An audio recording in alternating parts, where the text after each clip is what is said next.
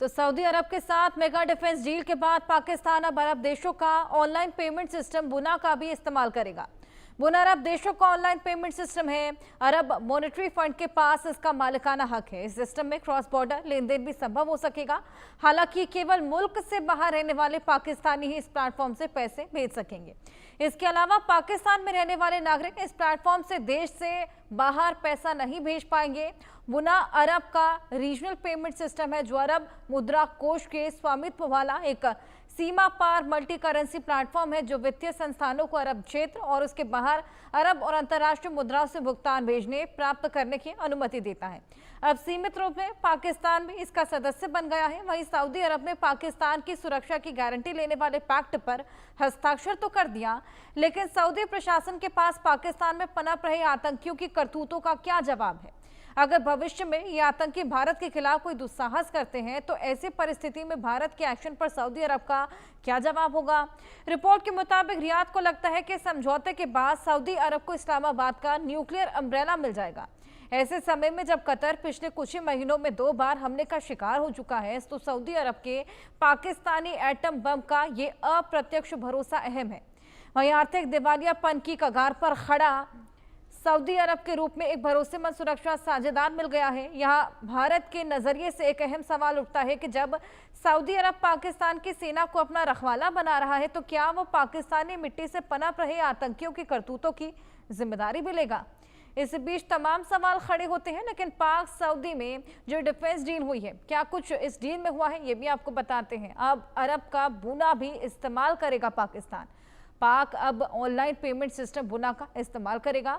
बुना अरब देशों का ऑनलाइन पेमेंट सिस्टम है। अरब मॉनेटरी फंड के पास बुना का मालिकाना हक है। बुना सिस्टम में क्रॉस बॉर्डर लेन देन भी संभव हो सकेगा। मुल्क से बाहर रहने वाले पाकिस्तानी ही इस प्लेटफॉर्म से पैसे भेज सकेंगे। पाक में रहने वाले नागरिक इस प्लेटफॉर्म से देश से बाहर पैसे नहीं भेज पाएंगे। और बुना अरब का रीजनल पेमेंट सिस्टम है। बुना अरब मुद्रा कोष के स्वामित्व वाला एक सीमा पार मल्टी करेंसी प्लेटफॉर्म भी है।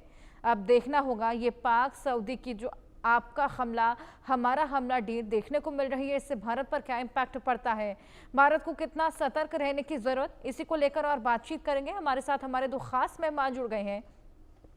Lieutenant colonel retired Himanshi Singh ji, जो कि डिफेंस एक्सपर्ट हैं, वहीं प्रोफेसर अरविंद सिंह तेजावत जी, जो कि विदेश मामलों के जानकार हैं। दोनों हमारे साथ जुड़ गए हैं। बहुत स्वागत है आप दोनों का।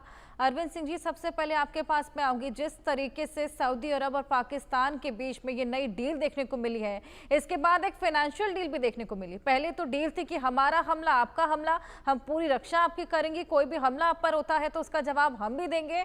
और उसके बाद अब जो बुना ऐप है उसका इस्तेमाल भी पाकिस्तान कर सकेगा। हर्षा जी, बिल्कुल आपने ठीक फरमाया। और ये डील दरअसल एक तरीके से नेटो ऑर्गेनाइजेशंस ने आपस में जो डील कर रखी है उसी स्टाइल का है। तो हमारे लिए अब समस्या ये होगी कि जब हम पाकिस्तान के जो टेररिस्ट कैंप है, जब हम उन पे अटैक करेंगे, तो क्या सऊदी अरब किस हद तक भारत के खिलाफ रिएक्ट करेगा या क्या करेगा। दूसरा ये है कि पाकिस्तान को एक जो फाइनेंशियल अक्सर देता भी रहा है अनुदान को, ऐसे में पाकिस्तान की जो फाइनेंशियल स्टेबिलिटी है उसको एक थोड़ा सा मजबूती मिलेगी, क्योंकि वह स्ट्रगल कर रहा है फाइनेंशियल स्टेबिलिटी के लिए। और हमें थोड़ा सा क्रिटिकल होना पड़ेगा, क्योंकि कहीं ना कहीं हम लोग थोड़ा सा कम हो गए हैं। कारण ये कि इजराइल की दोस्ती ने हमें बहुत नुकसान पहुंचाया है। और ये है कि अगर भारत और इजराइल इतने करीब नहीं आए होते तो ये डिफेंस डील जो आज पाकिस्तान के साथ हो रही है वह भारत के साथ होती।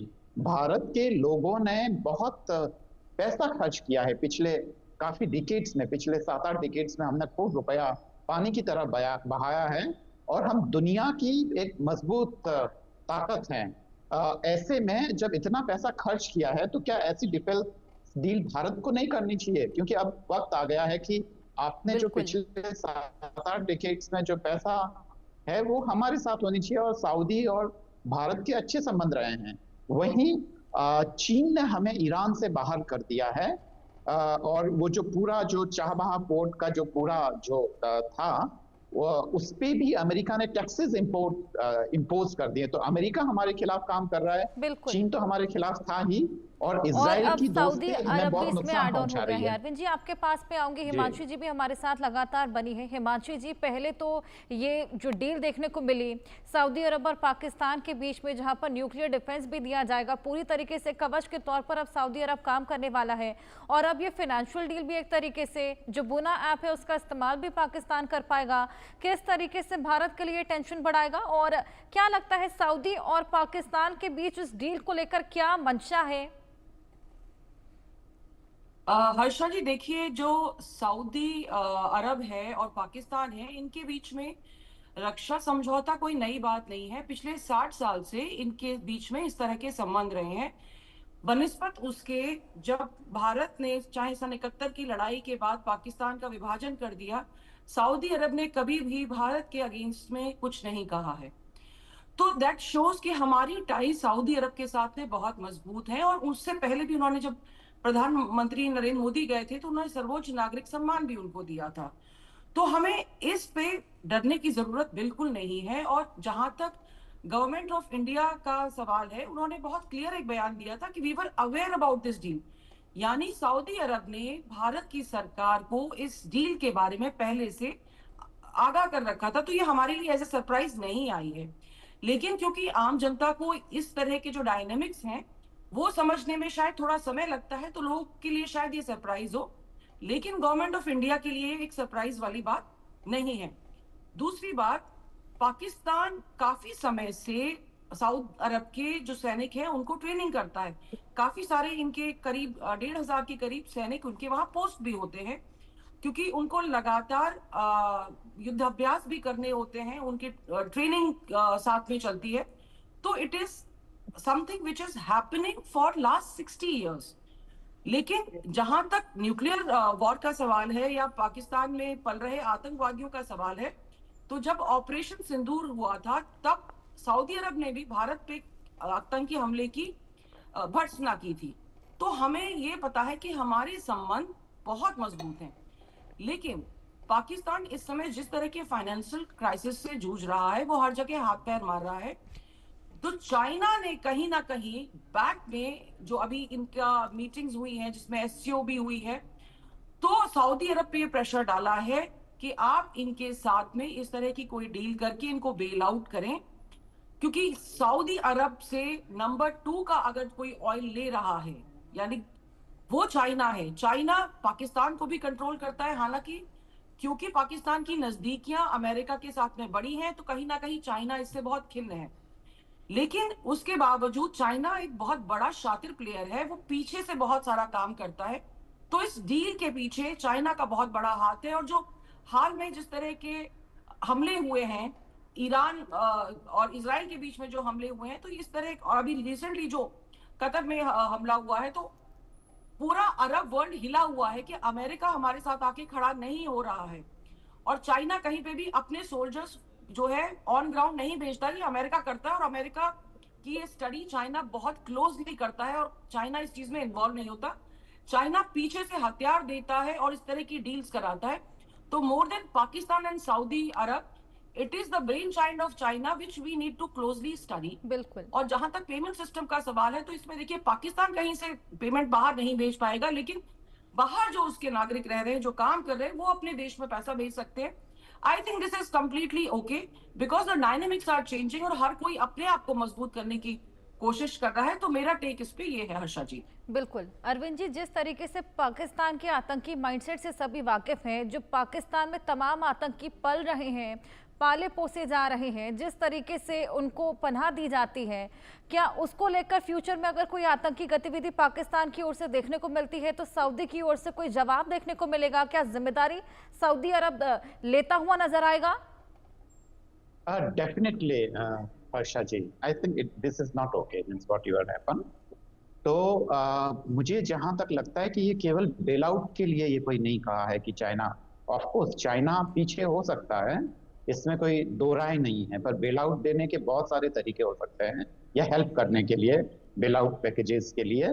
पर मुझे ऐसा नहीं लगता कि ये डिफेंस डील उसी का एक खाली रिजल्ट है, क्योंकि ये काफी बड़ी है। बस खाली भारत की चिंता ये है, जो कि फॉरेन मिनिस्ट्री देख भी रही होगी, और जो कंसर्न जो डिप्लोमेट्स हैं या एक्सपर्ट्स हैं वो देख रहे हैं सारी चीजों को।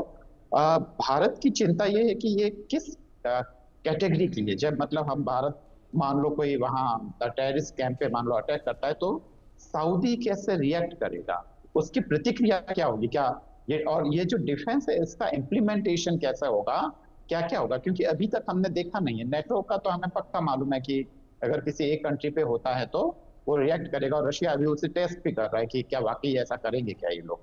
पर भारत के संदर्भ में भी भारत के लिए वही खतरा है जो नेटो से खतरा था। तो यहाँ नेटो तो काफी मजबूत है, पर यहाँ केवल दो देश हैं, एक पाकिस्तान और दूसरा सऊदी अरेबिया। तो दोनों की नजदीकियां बढ़ी है, और दूसरा ये कि भारत की इस बारे में कैपेसिटी पाकिस्तान से काफी ज्यादा बेटर थी। और ऐसी कंडीशन में मुझे लगता है कि ये डील भारत को करना चाहिए था। चाइना ने जहां हमें ईरान में जो डील की वो डील भारत को करनी चाहिए थी। जो सऊदी अरेबिया ने जो डील पाकिस्तान के साथ की वो भारत को करनी चाहिए थे। और हमें खामियाजा जो हमारी पारंपरिक कूटनीति रही है उसमें हमने इजराइल को कभी भी मदद नहीं की। हमने हमेशा इजराइल के खिलाफ वोट किया है। पर पिछले एक दो डिकेड से हम इजराइल के लगातार नजदीक जा रहे हैं। इजराइल से जो हासिल करना था वो हम कर चुके हैं। अब मुझे लगता है कि उसके जनसंहार में, उस जेनोसाइड्स में, और उसमें हमें साथ नहीं देना चाहिए। मुझे लगता है कि हिटलर के बाद में नेतन्याहू जैसे खतरनाक आदमी था, जिसने बिना किसी वजह से एक तरफा रूप से 70,000 लोगों को मरवा डाला है, छोटे बच्चे, औरतें, उसका साथ देने की बनिस्बत हमारे लिए ये स्ट्रेटेजिकली भी ज्यादा इंपॉर्टेंट है कि हम अरब मुल्कों के साथ रहें। कभी ऐसा हुआ ही नहीं कि अरब मुल्क पाकिस्तान के करीब गए। पाकिस्तान में वह क्षमता विकसित ही नहीं हुई। पर पाकिस्तान भी एक बड़ा मिलिट्री पावर है। अगर वर्ल्ड रैंकिंग देखेंगे तो वह 9th या 10th लेवल पे एक मिलिट्री पावर है। और ऑफ कोर्स खाली ये परमाणु बम की ही बात नहीं है, वो तो है ही। उसके अलावा भी पाकिस्तान ने अपना घास की रोटी खा के, जैसा कि वो कहते थे भुट्टो साहब, उन्होंने अपने लोगों का पेट काट काट के वो जो हथियार खरीदे हैं, अब उन हथियारों का वो वहां पे जो इस्लामिक ब्रदरहुड के नाम पर वो वहां पे उसका इस्तेमाल करेंगे। तो इसके बहुत बड़े इम्पैक्ट होने वाले हैं एशिया में भी, मिडल ईस्ट में भी। और मुझे लगता है कि जो इंटरनेशनल पॉलिटिक्स है उसमें बहुत सारे समीकरण तेजी से बदलेंगे। तो मुझे लगता है कि इसको इतना हल्के में नहीं लेना चाहिए। काफी इंपॉर्टेंट डील है, पर इसके ये कितना कारगर होती है हमारे लिए ये देखना है। बिल्कुल बिल्कुल, आप दोनों के पास मैं वापस लौटूंगी। कुछ डिटेल्स हम अपने दर्शकों को दे दें ग्राफिक्स के जरिए, किस तरीके से ये जो पूरी डील है ये फाइनलाइज की गई है। तो पाक और सऊदी में डिफेंस के बाद फाइनेंस की ये डील अब अरब का बुना भी इस्तेमाल करेगा पाकिस्तान। पाक अब ऑनलाइन पेमेंट सिस्टम बुना का इस्तेमाल करेगा। बुना अरब देशों का ऑनलाइन पेमेंट सिस्टम है। अरब मॉनेटरी फंड के पास बुना का मालिकाना हक है। बुना सिस्टम से क्रॉस बॉर्डर लेन देन भी संभव हो सकेगा। मुल्क से बाहर रहने वाले पाकिस्तानी ही इस प्लेटफॉर्म से पैसे भेज सकेंगे। पाक में रहने वाले नागरिक इस प्लेटफॉर्म से देश के बाहर पैसे नहीं भेज पाएंगे। बुना अरब का रीजनल पेमेंट सिस्टम है। बुना अरब मुद्रा कोष के स्वामित्व वाला एक सीमा पार मल्टी करेंसी प्लेटफॉर्म है और अब इसका इस्तेमाल पाकिस्तान में भी किया जाएगा। हालांकि आम नागरिक इसका इस्तेमाल नहीं कर पाएंगे। हिमांशी जी, मैं आपके पास आऊंगी। क्या लगता है ये जो बुना का इस्तेमाल और इसका मालिकाना हक, जैसे कि हमने देखा कि सऊदी देशों के पास में है, अब हालांकि पाकिस्तान में भी इसका इस्तेमाल किया जा सकेगा। कैसे इसका यूजेज किया जा सकेगा और किस तरीके से आतंकी फंडिंग इस ऐप के थ्रू देखने को मिल सकती है? जी, पहले मैं जो तेजाब जी ने कहा था उस पर बता दूं तो पाकिस्तान जो है 8वें 9वें नंबर पे नहीं है। पाकिस्तान 14वें नंबर पे है, सऊदी अरेबिया 24वें नंबर पे है और रक्षा में जो है भारत 4थे नंबर पे है। तो that are the dynamics. Now coming to your question, देखिए भारत का जैसे हमारा यूपीआई पेमेंट है, इस तरह की डील हमारी ऑलरेडी, देखिए आप दुबई वगैरह जाइए, वहां पे already system is in process, जो कि हमारा सिस्टम है। जहां तक गुना का सवाल है, तो उससे जो पाकिस्तानी बाहर काम कर रहे हैं वो अपने देश में पैसा भेज पाएंगे, क्योंकि कई बार पाकिस्तान के ऊपर देखिए रिस्ट्रिक्शंस लगते रहते हैं और अभी भी पाकिस्तान को जो ग्रे लिस्ट में डालने का काम है, उस तरह का काम है, तो ये हमारे जैसे देश कई करते रहते हैं। पाकिस्तान को उसके अलावा भी कोई एक ऐसा सिस्टम चाहिए कि उसकी कंट्री में कैश फ्लो होता रहे, ताकि उसका जो विदेशी मुद्रा भंडार है वो मजबूत हो। पाकिस्तान की कोशिश लगातार ये रहती है कि वो उसका एक ही काम है कि वो हर बार जाता है और कटोरा मांग लेता है। लेकिन इस चीज में हमें कुछ अलग देखने को मिला है कि पाकिस्तान ने भीख नहीं मांगी है, वो एज अ पार्टनर सऊदी अरब के साथ में खड़ा हो रहा है, तो जो पाकिस्तान के हक में एक बड़ी चीज है। लेकिन जहां तक आतंकवादी फंडिंग का सवाल है, तो मुझे लगता है कि पाकिस्तान का एंटी टेररिस्ट एक पैक्ट है सऊदी अरब के साथ में, और सऊदी अरब भी ऐसा कोई काम नहीं करेगा जिससे भारत खफा हो, क्योंकि ये पूरी वेस्ट एशिया को कवर करते हुए, और इसमें बाकी मुल्क भी शामिल हैं, पाकिस्तान लगातार एक मुस्लिम उम्मा के लिए रो रहा है जब से इजराइल ने हमला किया था ईरान के ऊपर। तो कहीं ना कहीं पाकिस्तान इसमें सफल होता हुआ दिख रहा है, लेकिन इसका मतलब ये नहीं है कि it is going to make Pakistan very strong financially, क्योंकि कितने लोग हैं जो पाकिस्तान में पैसा भेजना चाहेंगे। सवाल ये भी है, क्योंकि आप देखिए अभी recently I was in London, लोग जो है अपना जो पाकिस्तानी है, they are very happy, they don't want to even associate with Pakistan. तो कितने लोग रहेंगे जो पैसा भेजना चाहेंगे? लेकिन पाकिस्तान को इस समय बहुत जरूरत है, क्योंकि उसका आर्थिक स्थिति इतनी कमजोर है कि उसको कुछ ना कुछ इस तरह का करना पड़ेगा, और वो ये डील इसीलिए उसने की है सऊदी अरब के साथ में, ताकि एक तो उसको जो एसयू में दुत्कार मिली थी चाइना से, जितनी बेइज्जती इनकी हुई है, जिस तरीके से ऑपरेशन सिंदूर को लेके हमारी वाहवाही हुई थी और इनको दुत्कारा गया था, तो पाकिस्तान लगातार हाथ पैर मार रहा है कि वो जाके लोगों के साथ में अब वहां खड़ा हो पाए जहां से उसको नीचे उतार दिया गया है। तो मुझे ये इस दिशा में बहुत पाकिस्तान की कोशिश सफल होती दिख रही है। लेकिन फिर भी मैं ये कहूंगी कि फॉर इंडिया बहुत ज्यादा चिंता करने की जरूरत नहीं है, क्योंकि हमारी टाई सऊदी अरब के साथ में बहुत स्ट्रांग है और पाकिस्तान ये चीज समझता है। इस समय चाइना के साथ में भी हमारे रिश्ते दिन ब दिन बेहतर हो रहे हैं, तो कहीं ना कहीं हमको इसको क्लोजली मॉनिटर करने की जरूरत जरूर है, हमें सतर्क रहने की जरूरत है, लेकिन इससे घबराने की जरूरत नहीं है। ये एक बिल्कुल। तरीके से हमारे लिए चेतावनी है कि हमको और बेटर करना है, ताकि पाकिस्तान इस तरह की डील्स जो है बाकी कंट्री के साथ में स्ट्राइक ना कर पाए। बिल्कुल। तेजाबत जी, मैं आपके पास आऊंगी।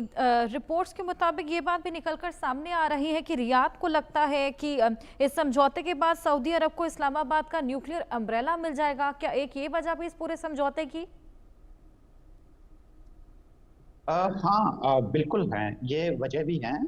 और दरअसल अलग अलग असेसमेंट एजेंसीज, जिसमें सबसे रिलायबल असेसमेंट एजेंसीज, और अगर उनका हम हवाला दें तो पाकिस्तान अभी एक काफी ठीक ठाक सैनिक शक्ति है।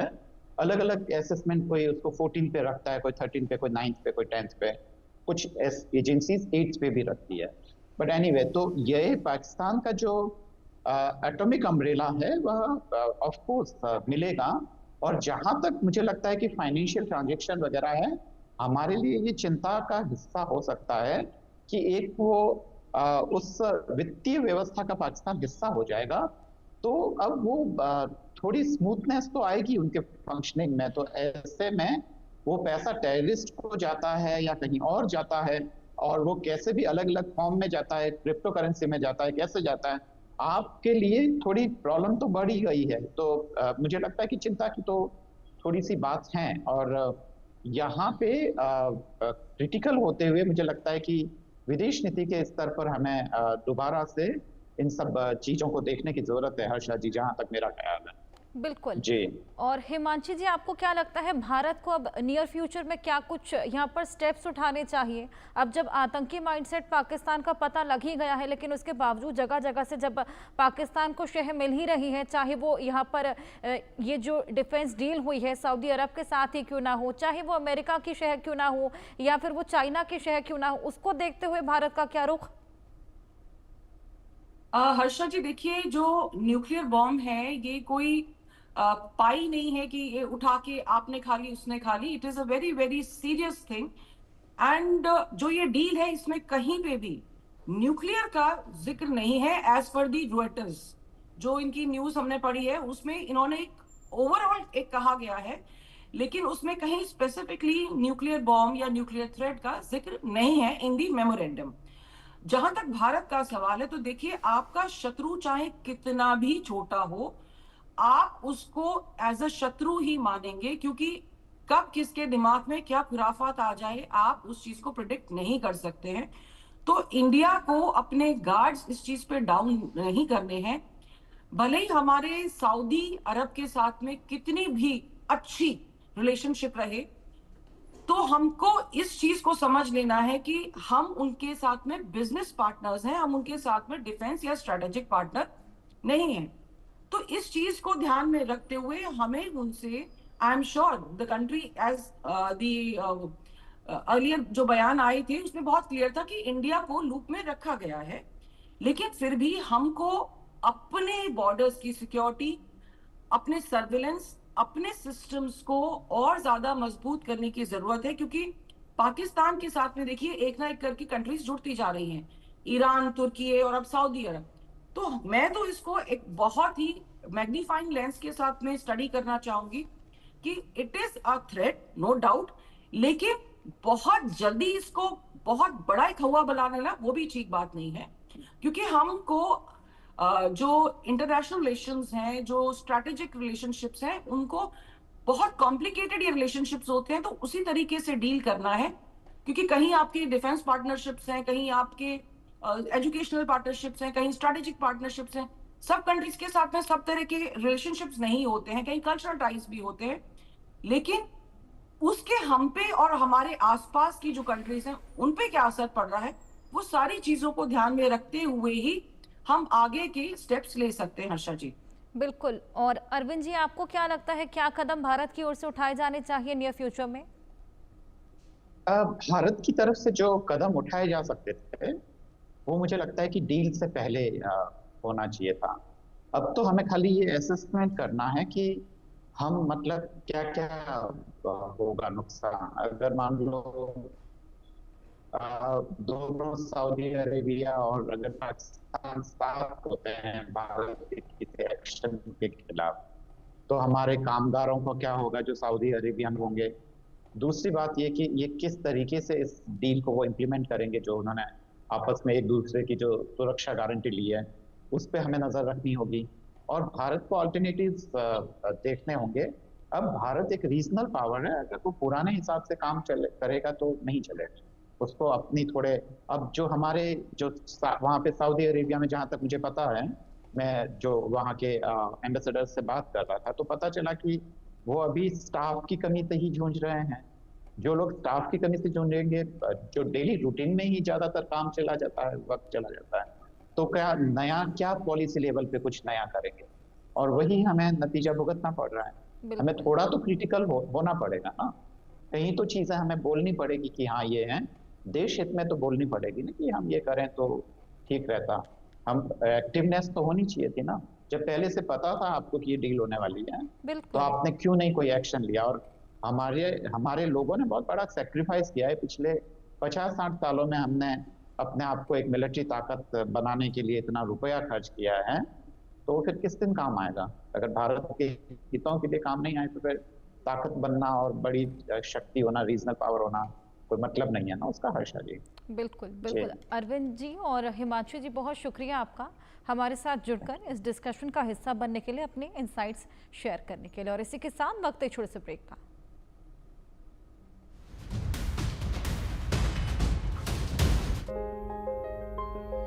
उत्तर प्रदेश की योगी सरकार बिना भेदभाव किए युवा